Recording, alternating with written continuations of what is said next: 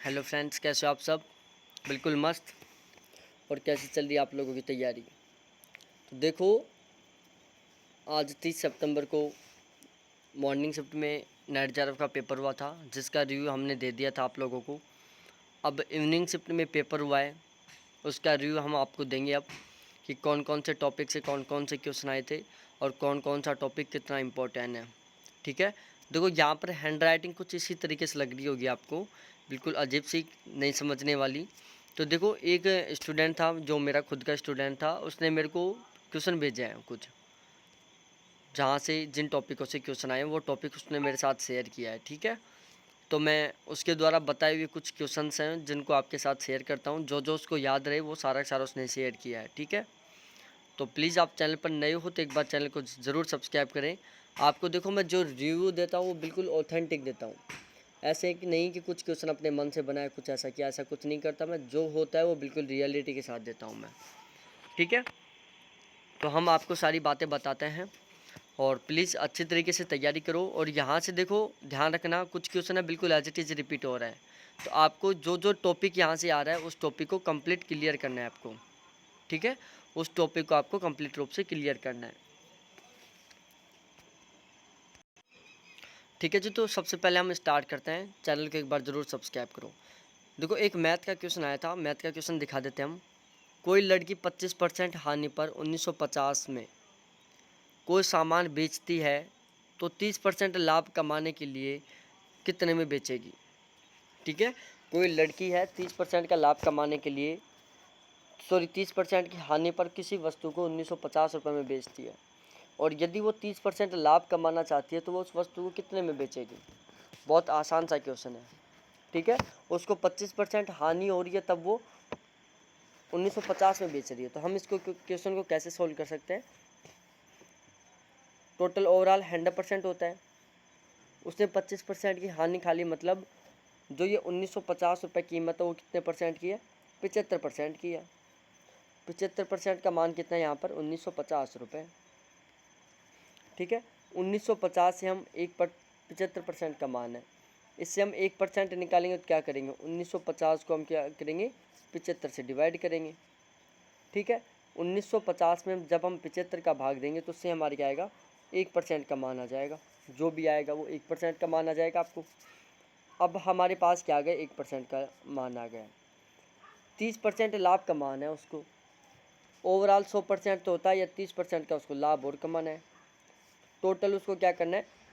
130% प्राप्त करना है भाई। 100% तो होता ही है, 30% को उसको लाभ कमाना है। ठीक है, तो टोटल हमें मान कितना निकालना है? 130% का निकालना है।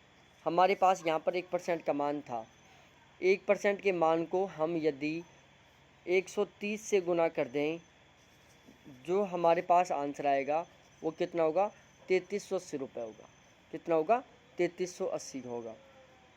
इस क्वेश्चन का आंसर क्या आएगा? 3380 आएगा। जब आप इसको सोल्व करोगे तो 3380 आएगा।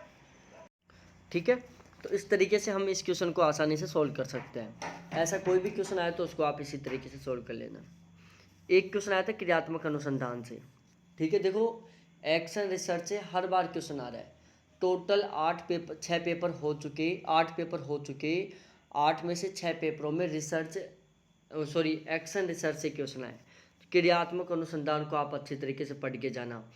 इसके अलावा देखो, एक गुणात्मक अनुसंधान से भी क्वेश्चन आया था, और एक मात्रात्मक अनुसंधान से भी क्वेश्चन आया था। ठीक है, क्रियात्मक अनुसंधान से क्वेश्चन आया था, गुणात्मक अनुसंधान से क्वेश्चन आया था, और मात्रात्मक अनुसंधान से क्वेश्चन आया था। इसके अलावा एक क्वेश्चन आया था शोधकर्ता की विशेषता। शोधकर्ता की विशेषता, तो जो भी शोधकर्ता की विशेषताएं हैं वो सारी की सारी अच्छी तरीके से पढ़ लेना। ठीक है, यहाँ से भी एक क्वेश्चन आया था। ठीक है, और इसके अलावा कुछ क्वेश्चन और भी आए थे। इसके अलावा एक क्वेश्चन आया था नंबर सीरीज का। तो जो नंबर सीरीज का क्वेश्चन था वो बिल्कुल इजी क्वेश्चन था। ठीक है, नंबर सीरीज का क्वेश्चन बिल्कुल इजी क्वेश्चन था। उसमें उसने क्या दिया था क्वेश्चन में? क्वेश्चन ध्यान से देखना। नंबर सीरीज का क्वेश्चन नंबर था, हमें विषम छांटना है। विषम, यहाँ पर कौन सा विषम है वो हमें पता चलाना है। संख्या थी 644 डॉट 328.164,44,24,14 ये संख्याएं हैं हमारे पास और इनमें से हमें विषम निकालना है। यहाँ पर आंसर आएगा 328। क्या आएगा? 328 यहाँ पर सही आंसर है। अब आपको बताना है कि यहाँ पर 328 क्यों आएगा, इस संख्या में 328 विषम क्यों है।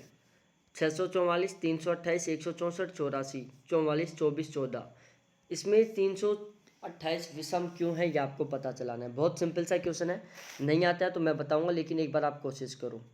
ठीक है, मैं तो बताऊंगा ही आपको, मैं तो आपकी हर एक समस्या का समाधान करूंगा। यदि क्वेश्चन नहीं समझ में आता है तो मेरे पास टेलीग्राम में पूछ लेना आप।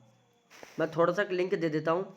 14 को 2 से मल्टीप्लाई करेंगे 28 होता है, 28 में से 4 घटाएंगे 24, 24 को 2 से मल्टीप्लाई करेंगे 48 होता है, 48 में से 4 कम करेंगे 44, 44 मल्टीप्लाई 88 होता है, 44 को 2 से मल्टीप्लाई करेंगे 88 होता है, 88 में से 4 कम करेंगे 84, 84 मल्टीप्लाई 2 करते हैं तो कितना आएगा, 168 आएगा।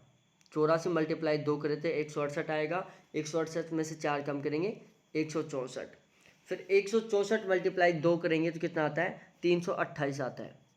और यदि 328 में से 4 कम करते हैं पिछले रूल के अकॉर्डिंग, यहाँ पर हमने 4 कम किया है, यदि यहाँ पर भी 4 कम करते हो तो यहाँ पर कितना होना चाहिए था, 324 होना चाहिए था, लेकिन यहाँ पर 328 ही है, तो इस वजह से यहाँ पर यह संख्या अलग है। समझ में आ गई ये बात। देखो DI का क्वेश्चन बहुत ही ईजी आया था, बिल्कुल सिंपल DI आया था। जिसने 1% दिमाग लगाया उसने DI को सोल्व किया है। टोटल संख्या थी 5.4 लाख। 2019 का आंकड़ा दिया हुआ था, 2009 का, 2019 का। एक साइड बेंगलोर था, पुणे था, चेन्नई था, और भी कुछ सिटी दिए हुए थे, उनके डाटा दिए हुए थे। DI का क्वेश्चन बहुत ही सिंपल क्वेश्चन था, वो ऐसा क्वेश्चन था DI का जिसको कुछ नहीं आता वो भी सोल्व कर सकता है। ठीक है,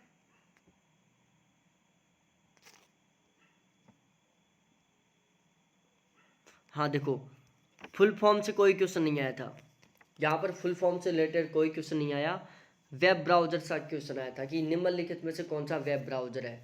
देखो ये क्वेश्चन बार बार रिपीट हो रहा है, तो एक बार आप जो भी वेब ब्राउजर हैं उनके जितने भी एग्जाम्पल हैं उनको अच्छी तरीके से पढ़ लो। वेब ब्राउजर के जितने भी एग्जाम्पल हैं उनको अच्छी तरीके से पढ़ लो, यहाँ से क्वेश्चन बन रहा है। सॉफ्टवेयर से भी क्वेश्चन बन रहा है। तो सॉफ्टवेयर 3 प्रकार का होता है, मॉर्निंग शिफ्ट में भी क्वेश्चन आया था, इवनिंग शिफ्ट में भी आ गया। सॉफ्टवेयर का क्वेश्चन मॉर्निंग शिफ्ट में भी आया था। ठीक है, तो मैंने तीनों सॉफ्टवेयर के एग्जाम्पल बताए थे, एप्लीकेशन सॉफ्टवेयर, यूटिलिटी सॉफ्टवेयर और सिस्टम सॉफ्टवेयर, तीनों के मैंने एग्जाम्पल बताए थे। यदि आपने नहीं देखा तो मेरा पिछला वाला जो मॉर्निंग शिफ्ट का वीडियो था उसको देखो और वहाँ से आपका कंप्लीट हो जाएगा। एक हार्डवेयर का क्वेश्चन आया था, तो आप ये भी ध्यान रख लो कि हार्डवेयर कौन कौन से हैं कंप्यूटर के हार्डवेयर वो होते हैं जिनको हम टच कर सकते हैं, जिनको हम देख सकते हैं, जिनको हम उठा सकते हैं। इसके अलावा ये बता रहे हैं कि भाई पैसेज बहुत ही आसान था। पैसेज था तो बिल्कुल सिंपल था, इतना सिंपल पैसेज था, बहुत ही सिंपल। इसके अलावा एक रीजनिंग का क्वेश्चन था ये, 10 की L 13, 15 P Q 18, 19 T V 22, आगे की हमें संख्या बतानी थी। तो इस क्वेश्चन में उन्होंने क्या किया है, देखो किया कुछ नहीं, T 10 नंबर पर, K 11 नंबर पर, L 12 नंबर पर, फिर 13 आ गया, फिर 15 आ गया, 14 नंबर गायब, फिर P 16 नंबर पर, Q 17 नंबर पर, फिर 18 आ गया, 19, T 20 नंबर पर, V 21 नंबर पर, 22 आ गया, फिर 23 हम गायब करेंगे, 24, 25 और 26 यह हमें लिखेंगे। ठीक है, तो ऐसा एक क्वेश्चन था ये। तो यहाँ तक ये हुआ। अब इसके अलावा देखी जाए MDG से कोई क्वेश्चन नहीं आया था, SDG से कोई क्वेश्चन नहीं आया, और एक क्वेश्चन आया था कि सबसे पहले किस आयोग ने आर्थिक तौर से शिक्षा का विकास किया। कौन सा आयोग था जिसने सबसे पहले आर्थिक तौर पर शिक्षा का विकास किया, राधाकृष्णन आयोग था, मुदालियर आयोग था, या कोठारी आयोग था, आपको बताना है। ये क्वेश्चन बना के भेजा है उन्होंने बिल्कुल एज इट इज़। तो बताओ कौन सा आयोग था जिसने सबसे पहले आर्थिक तौर से शिक्षा का विकास पर जोर दिया। तो वो था, आपको बताना है, ये टोटल 4 ऑप्शन है, कृष्ण आयोग, राधा कृष्णन आयोग, कोठारी आयोग, मुदालियर आयोग। ठीक है, इसके अलावा एक क्वेश्चन आया था कि जल विद्युत से कितना उत्पादन होता है। देखो आप इसको अच्छी तरीके से ध्यान में रखना, मैं पूरा क्वेश्चन बता देता हूँ, उसको अच्छी तरीके से याद कर लेना। यहाँ पर तो आंसर 5 आएगा, 5%। देखो, नवीनीकरणीय ऊर्जा स्रोतों द्वारा टोटल कितनी विद्युत उत्पादित की जाती है? 175 गीगावाट की जाती है, जिसमें से 100 गीगावाट सोलर द्वारा, 60 गीगावाट पवन द्वारा और 5 गीगावाट हाइड्रो इलेक्ट्रो द्वारा, ठीक है, जल विद्युत द्वारा। और इसका टारगेट कितना रखा गया था, कितनी उत्पादन क्षमता रखी गई थी, ये सारा आप पढ़ लेना। एनवायरनमेंट का क्वेश्चन है, यहाँ से आगे हर बार क्वेश्चन रिपीट होगा, ध्यान रखना। इसके अलावा स्मृति स्तर, ग्रहण स्तर, चिंतन स्तर और विमर्श स्तर। विमर्श स्तर, ग्रहण स्तर और स्मृति स्तर, यहाँ से भी क्वेश्चन आया था। अवबोध स्तर, विमर्श स्तर और स्मृति स्तर, यहाँ से क्वेश्चन आया था। यहाँ पर हमें मिलान करना था, ठीक है, मिलान नहीं करना था, सॉरी, वहाँ पर वो पूछा था, ये 3 स्तर दिया था और वहाँ पर ये पूछा था कि निम्नलिखित में से कौन सा सही सुमेलित है। तो यहाँ पर जो स्मृति स्तर था वो बिल्कुल सही सुमेलित था। इसके अलावा एक सांख्यिकी से संबंधित, रेखीय से संबंधित क्वेश्चन आया था। एक रेखीय से, कम्युनिकेशन में रेखीय कम्युनिकेशन होता है, जो बिल्कुल एक, देखो, एक क्षैतिज कम्युनिकेशन होता है, एक ऊर्ध्वाधर कम्युनिकेशन होता है, एक तिर्यक कम्युनिकेशन होता है, ठीक है। ये 3 कम्युनिकेशन के प्रकार है। क्षैतिज कम्युनिकेशन को हम रेखीय कम्युनिकेशन कहते हैं, जिसमें जैसे कोई भी ऑफिस में कर्मचारी काम कर रहे हैं, जैसे थर्ड लेवल की, थर्ड ग्रेड जो भी कर्मचारी है वो आपस में बात कर रहे हैं, 4th ग्रेड के कर्मचारी बात कर रहे हैं, 5th ग्रेड के, जैसे केमिस्ट्री के सारे कर्मचारी बात कर रहे हैं, फिजिक्स के सारे टीचर बात कर रहे हैं। तो ये क्या होता है, क्षैतिज होता है, एक लेवल के कैंडिडेट बात कर रहे हैं। ऊर्ध्वाधर में क्या होता है, जैसे चपरासी अपने से सीनियर से बात कर रहा है, फिर वो सीनियर उससे सीनियर से बात कर रहा है, फिर उसका सीनियर उससे। जैसे स्कूल में हम बात करें, जो टीचर है 3rd क्लास तक पढ़ाता है, 5th क्लास तक पढ़ाता है, 5th क्लास वाला 8th क्लास वाले से बात कर रहा है, 8th क्लास वाला 10th क्लास से बात कर रहा है, 10th क्लास वाला 12th क्लास वाले से बात कर रहा है, 12th क्लास वाला कॉलेज वालों से बात कर रहा है, कॉलेज वाले प्रिंसिपल से, प्रिंसिपल डायरेक्टर से, ऐसे बात कर रहे हैं। यदि एक दूसरे के ऊपर जैसे कर्मचारी, चपरासी सुपरवाइजर से, सुपरवाइजर सीनियर सुपरवाइजर से, फिर ऊपर ऐसे हम बात करते जाए ना, और पद के अकॉर्डिंग बात करते जाए, ये क्या सा होता है, ऊर्ध्वाधर होता है। इसके अलावा त्रियक में क्या होता है, सपोज दैट केमिस्ट्री का कोई टीचर है, वो फिजिक्स के हेड ऑफ डिपार्टमेंट से बात करें, फिजिक्स का कोई स्टाफ है, वो मैथ के हेड ऑफ डिपार्टमेंट का जो हेड है उससे बात करें, त्रियक है। तरीके से बात करें, केमिस्ट्री का एक टीचर है जो ज्योग्राफी के हेड से बात कर रहे हैं, ज्योग्राफी का एक टीचर है जो इंग्लिश के हेड से बात कर रहे हैं, मतलब तिरछे तरीके से बात कर रहे हैं। ये क्या सा होता है, त्रियक कम्युनिकेशन होता है। पैसेज बिल्कुल सिंपल था, ठीक है। इसके अलावा इवोल्यूशन से क्वेश्चन आया था, एक मूल्यांकन से भी क्वेश्चन आया था, ध्यान रखना, मूल्यांकन से क्वेश्चन आया था, ठीक है, मूल्यांकन से क्वेश्चन आया था। इसके अलावा नैदानिक मूल्यांकन से क्वेश्चन आया था। यहाँ पर मूल्यांकन में जो क्वेश्चन आया था वो नैदानिक मूल्यांकन का क्वेश्चन था, ठीक है। तो आपको ये ध्यान में रखना, नैदानिक मूल्यांकन से भी क्वेश्चन आया था।